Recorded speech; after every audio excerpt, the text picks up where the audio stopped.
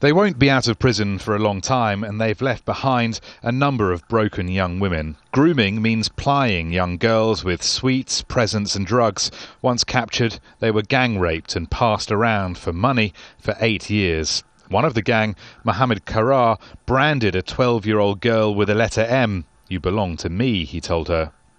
There's a general horror in Britain at the moment at the frequency with which child abuse cases keep emerging. But organised grooming is something else, and in some ways is even more uncomfortable.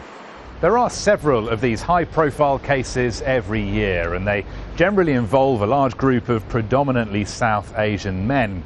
Now that's led to the beginnings of a nervous debate in Britain. Nervous because people can't bring themselves to address some of the implications of that. This is Oxford, where the girls were held captive for years and the gang operated.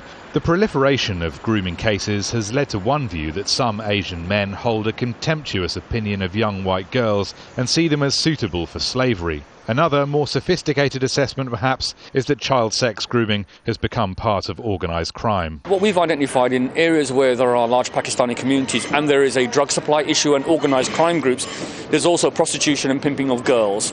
So that's a pattern that we know exists in areas where there are Pakistani communities. This imam and his colleague deal with convicts in and out of prison. They say they found that knowledge of child grooming for sex is extremely common. We were quite flabbergasted actually. We talked to a group of ex-offenders and we asked them the question around sexual grooming and if they'd had any contact with this. And they all turned around and said, "Wow, you know, yeah, of course we have. It's absolutely the norm." It's like saying coffee comes out of a coffee machine. And what we realise is that there's got to be more additional education once they're released in order to prepare them how to respect young girls and women in general.